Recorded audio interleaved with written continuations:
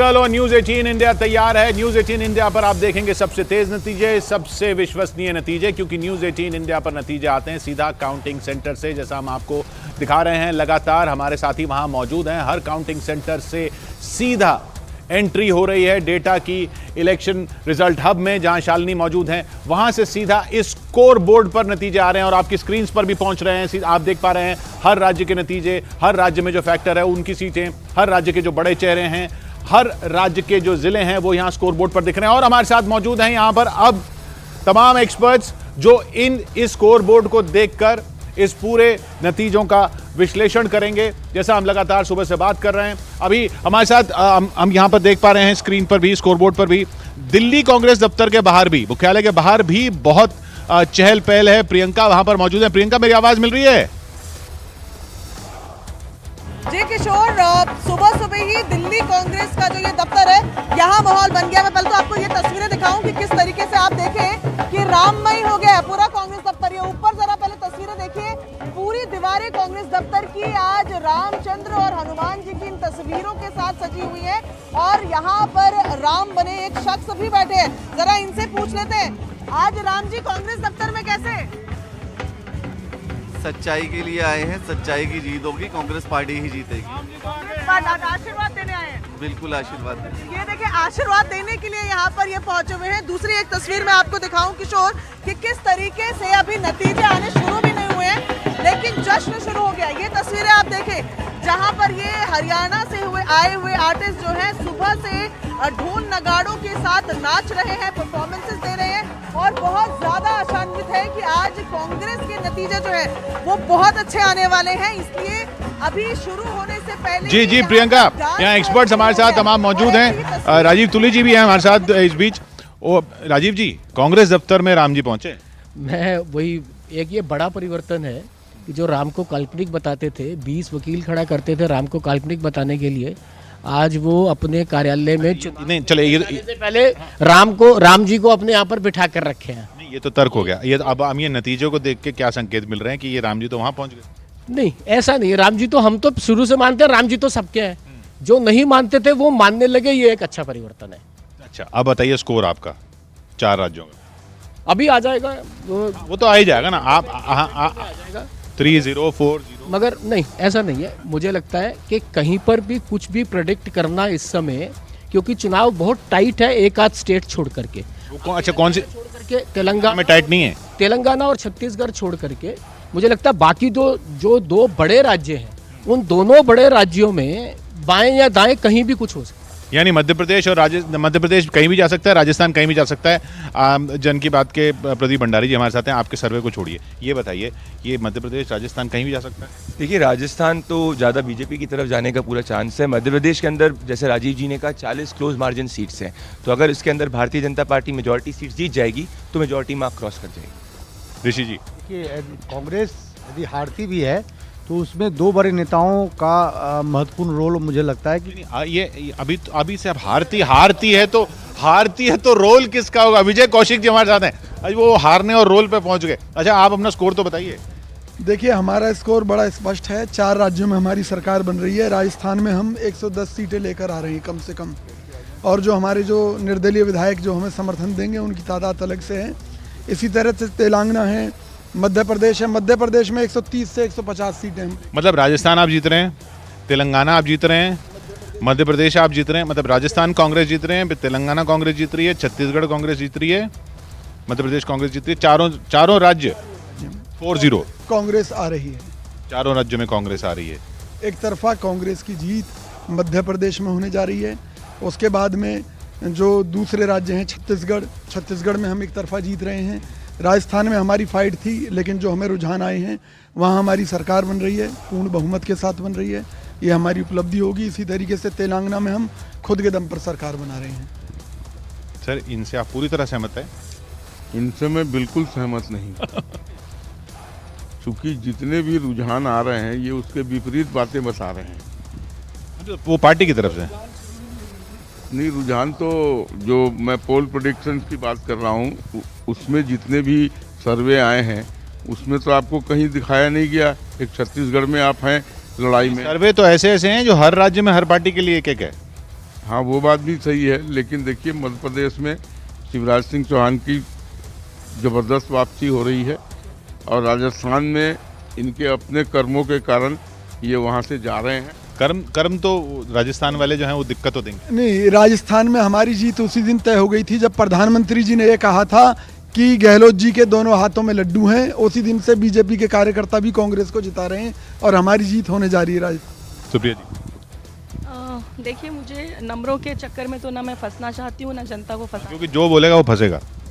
बिल्कुल सही बोला आपने, लेकिन ये ज़रूर है कि बदलाव की ओर है और छत्तीसगढ़ और तेलंगाना को छोड़ दें तो दोनों राज्य जो हैं उसमें नेक टू नेक फाइट है और अभी कुछ भी कहना मुझे नहीं लगता। तेलंगाना में फाइट नहीं है? तेलंगाना में फ़ाइट है, निश्चित तौर पे फ़ाइट है तेलंगाना में, लेकिन देखिए वहाँ मैं केसीआर की बात करूँ तो मैं ग्राउंड पे गई, लोगों के अंदर केसीआर के लिए जो वही एक आप कह सकते हैं जो मामा के लिए मध्य प्रदेश में है तो केसीआर को भी लोग वैसे ही मतलब केसीआर मतलब तेलंगाना और छत्तीसगढ़ में सरकार नहीं बदल रही आप कह रहे हैं? हाँ, मतलब मध्य प्रदेश में बदल रही है। मध्य प्रदेश में बदल रही है। मध्य प्रदेश में सरकार बदल रही है तो बड़ा हो जाएगा। देखिए, जैसे अभी कांग्रेस पार्टी भगवान श्री राम के अभी उस सानिध्य में चली गई, अभी मिश्रा जी के विश्लेषण में शुरू में ही आ गया कि अगर हारती है तो कारण बताना शुरू कर दिए। ओवर कॉन्फिडेंस कौशिक जी का ऐसा है कि वो बता रहे हैं कि भैया 150 के पार सीट है, तो इससे साफ साफ पता चलता है कि इनके अंदर हार की हताशा वो शुरू में ही दिखने लगी। अभी तो काउंटिंग भी नहीं शुरू हुई है। और तेलंगाना में जहाँ तक की बात है तो इस बार कांग्रेस पार्टी तेलंगाना में अच्छा कर सकती है। सर्वे जी, सर देखिए, एक 90 का दौर था तो एक नारा चला था, मिले मुलायम कांसीराम हवा में उड़ गए जय श्री राम। तो उस समय बीजेपी के नेतृत्व उन्होंने कहा था कि एक ऐसा दौर आएगा जब सब मिलके कहेंगे कि जय श्री राम। आज वही दौर आ गया है कि कांग्रेस अपने दफ्तर पे श्री राम जी का वो करके बैठे हुए हैं। मतलब जो चुनावी हिंदू की जो उनकी जो रणनीति है वो चलिए, रणनीति काम आएगी क्या? मुझे ऐसा कतई नहीं लगता, क्योंकि राजस्थान और मध्य प्रदेश में बीजेपी तो मध्य प्रदेश को रिटेन कर रही है और राजस्थान में जो रिवाज है वही कायम रहेगा। राजस्थान में रिवाज यानी राजस्थान में सरकार पलटेगी। विक्रांत, देखिए, राजस्थान में बड़ा नेक टू नेक चल रहा है किशोर, लेकिन सबसे बड़ी बात यह है कि राजस्थान जो पिछले 3-4 महीने पहले एकदम कहा जा रहा था कि कांग्रेस वहां पर बुरी तरह हार रही है, उसने वापसी की है और अशोक गहलोत ने ये चुनाव एक क्षेत्रीय पार्टी के नेता के तौर पर लड़ा है। और पूरी तरीके से अगर कांग्रेस आज फाइट में दिखाई दे रही है, नेक टू नेक में दिखाई दे रही है, तो ये कांग्रेस पार्टी का नहीं बल्कि अशोक गहलोत का खुद का परिचय। रणनीति बिल्कुल अलग कांग्रेस और बीजेपी की, लेकिन जो 3-4 महीने पहले जो लग रहा था वो हर राज्य में वैसा नहीं लग रहा है। 3-4 महीने पहले लग रहा था कि राजस्थान में तो बड़े आराम से बीजेपी वापस आ जाएगी और मध्य प्रदेश में शिवराज सिंह चौहान वापसी कर लेंगे और तेलंगाना में केसीआर जीती जाएंगे और भूपेश बघेल छत्तीसगढ़ में जीती जाएंगे, लेकिन सब जगह फाइट हो गई। अमिताभ, देखिए, मध्य प्रदेश में तो 3 महीने में जो विक्रांत ने कहा 3 महीने राजस्थान में गहलोत ने काम कर दिया। बीजेपी में 6 मुख्यमंत्री नजर आ रहे थे, लेकिन 3 महीने में क्या हुआ? 3 महीने में बीजेपी ने भी अपने आप को कंसोलिडेट किया है, वहीं लॉ एंड ऑर्डर का इशू बनाया है, महिलाओं की बात की है, पीएम ने रोड शोज किए हैं, रथ यात्राएं हुई हैं। मध्य प्रदेश में 3 महीनों में जहां कांग्रेस 130 से शुरू करने की बात कर रही थी, अगर अब नेक टू नेक की बात हो रही है तो ये भी मुश्किल की बात है।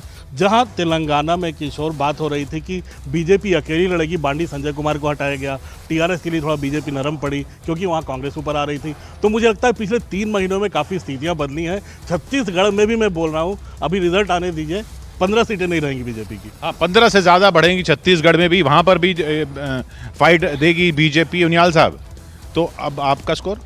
किशोर जी, मुझे लगता है कि 3-4 जो परिवर्तन नजर आ रहे हैं, सामाजिक परिवर्तन पर हमें जरूर निगाहें जरूर टिकानी चाहिए। तो सरकार राम राज्य का दोबारा से स्थापित होता हुआ नजर आ रहा है, चाहे कोई भी आए। पहली बात तो विषय ये है, ये स्टेब्लिश हो जाता है कि राम राज्य आएगा ही। अब रहा स्कोर की बात, राम राज्य आ जाएगा फिर तो चाहे कोई भी आ जाए। वाकई में जनता भी कह रही कोई भी आ जाए, राम राज्य आ जाए बस। ये सबसे इंपॉर्टेंट बात है, जो कि एक अपने आप में हिस्टोरिकल परिवर्तन है किशोर, अपने आप में। नहीं, पर देखिए ना, राम बन के कोई आ जाए उससे राम राज्य आ जाए, ये तो कहाँ एंट्री नहीं थी। काल्पनिक, जैसे तुली जी ने कहा, काल्पनिक चीज को वास्तविकता का रूप जामा पहुंचाना अपने आप में दिखा रहा है। आज इलेक्शन जो है अभी जबकि जीते नहीं है, उससे पहले इनको पता है कि आज हमें राम के नाम की जरूरत है।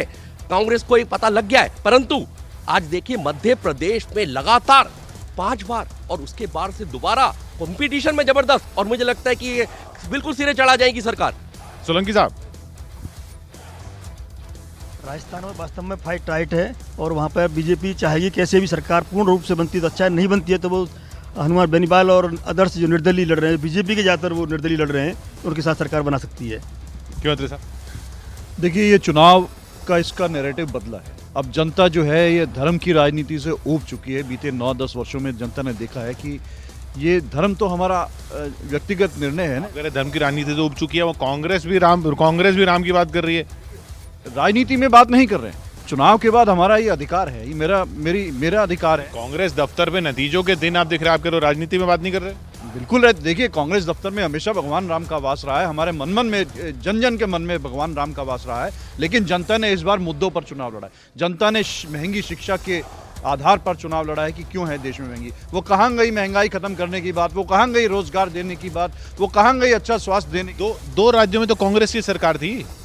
राज्यों में तो कांग्रेस, आप कह रहे हैं कि दो प्रशासन के खिलाफ और प्रशासन की नीतियों के खिलाफ, तो 2 राज्यों में तो प्रशासन कांग्रेस का था, एक ही राज्य में बीजेपी का। देखिए, जहां कांग्रेस का राज्य है, राजस्थान में रिवाज बदला है क्योंकि इन्हीं मुद्दों पर वहां पर शासन हुआ है।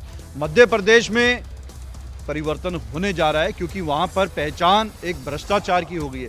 जनता चाहती है जिसकी भी सरकार हो, 5 प्रदेशों में स्पष्ट बहुमत की सरकार हो, ये हम भी चाहते हैं। और कांग्रेस स्पष्ट बहुमत की सरकार से लेकर के आ रही है, सब जगह जनता का आशीर्वाद मिला है। आप 4-0 कह रहे हैं प्रभाती, आप बताइए।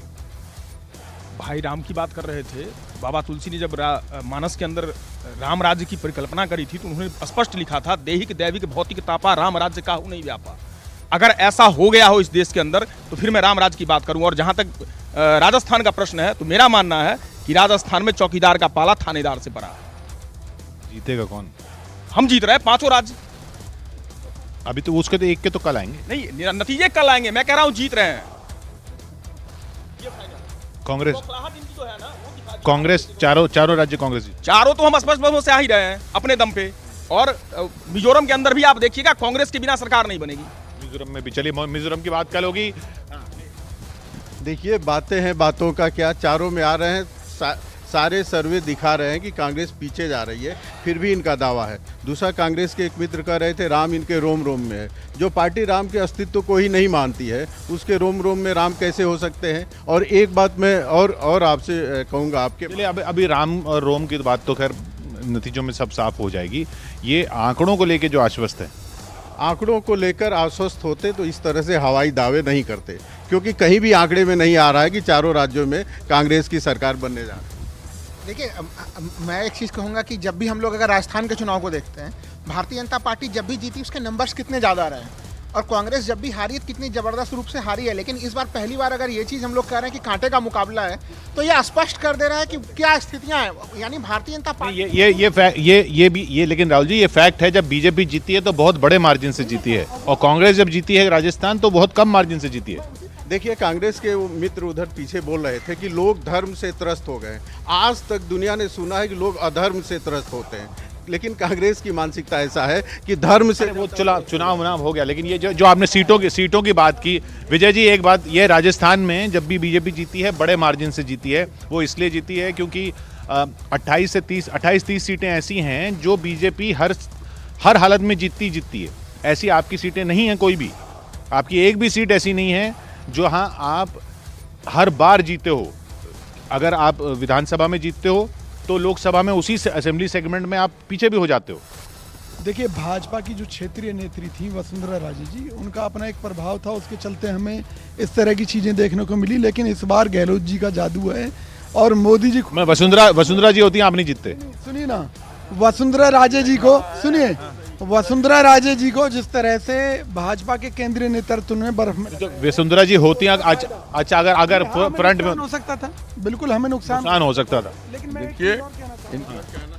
मैं ये कहना चाह रहा हूँ धर्म की राजनीति के ऊपर, भाजपा तो हर चीज में धर्म ढूंढती है। वहाँ महादेव ऐप ढूंढ लिया छत्तीसगढ़ में, असीम दास को ले आए कि जी 508 करोड़ रुपए कांग्रेसी नेता। ये बात इसलिए शुरू हुई क्योंकि कांग्रेस दफ्तर के बाहर कोई राम बन के बैठा था, इसलिए बात शुरू हुई। तो इस बात का जवाब ये है, बड़ी सीधी सी बात है कि धर्म तो देखिए हर किसी का अपना एक धर्म है, और देश से बड़ा धर्म किसी का है क्या? हमारे वेद भी ये कहते हैं कि देश धर्म से बड़ा कोई धर्म नहीं है। देश रहेगा तभी तो हम रहेंगे। तो कांग्रेस देश को बचाने की लड़ाई लड़ती है और भाजपा राम के नाम पर देश को बर्बाद करने की राजनीति करती है। एक सबसे बड़ा फर्क है।